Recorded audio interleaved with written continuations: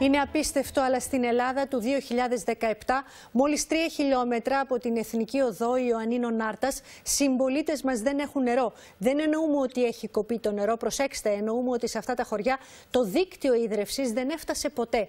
Οι αρμόδιοι τους έχουν κάνει μπαλάκι. Οι κάτοικοι αγωνίζονται για την καθημερινή επιβίωση. Κατά τα άλλα, φορολογούνται κανονικότατα. Δείτε το οδηπορικό της Μέρης Τζόρα. Στην παλιά μπανιέρα ένας κτηνοτρόφος πλένει τα χέρια του με νερό που κουβάλισε ο ίδιος στο χωριό.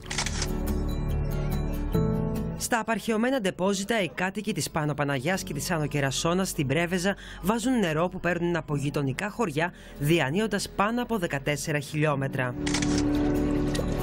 Στο κατσαρολάκι η κοπέλα βάζει πόσιμο νερό στο σπίτι και το ζεσταίνει για κάθε χρήση.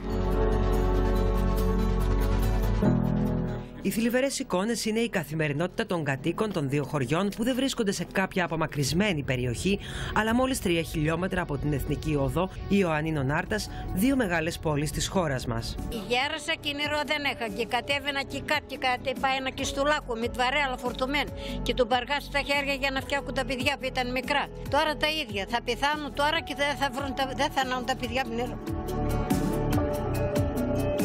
Να είναι ένα κορίτσι 14 χρονών στη στέρνα, να τραβάει με τον μπουγάρο νερό και να λούζει το άλλο το παιδάκι. Φεβρουάριο μήνα.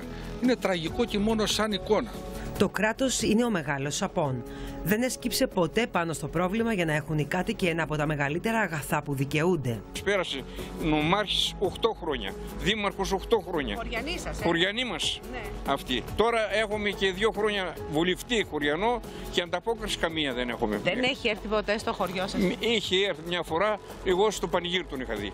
Ξανά δεν τον είδα. Είδα στην τηλεόραση προχθές ότι τούτη δική μας εδώ οι πολιτικοί φτιάχνουν ένα διαστημόπλαιο τώρα για το φεγγάρ, αλλά εδώ στη γη δεν του κοιτάνε τι είναι. Οι οικογένειες στην Πάνω Παναγιά παρακαλάνε να βρέχει, γιατί ο αγώνας για το νερό είναι καθημερινός. Τα δύο χωριά ερήμωσαν, τα σχολιά έκλεισαν, μόλις 28 άνθρωποι καταφέρνουν να επιβιώσουν χωρίς νερό, να ποτίσουν και τα ζώα τους από τα οποία βγάζουν τα προστοζήν. Μόνο να μας προλογάνε αυτά τα πράγματα πληρώνουμε από την τσέπη. Με αυτοσχέδιες δεξαμενές προσπαθούν να αποθηκεύσουν νερό, αλλά και πάλι κάνουν 2 και 3 φορές την ημέρα διαδρομές που φτάνουν και τα 14 χιλιόμετρα. Όπως ο 15χρονος Κώστας που πηγαίνει σχολείο σε γειτονικό χωριό. Μόλις γυρίζει σπίτι, αντί να ανοίξει τα βιβλία, ανεβαίνει στο τρακτέρ και σπέβδει να βοηθήσει για τη συλλογή νερού. Βοηθάω όσο περισσότερο μπορώ, για να γίνονται εδώ όλες οι δουλειές. Μελέτες έχουν γίνει για να φτάσει το δίκτυο ίδρευσης στα χωριά, αλλά δεν υπάρχει χρηματοδότηση. Οι υποσχέσεις περίσσεψαν, οι ψυχές και τα σώματα κουράστηκαν.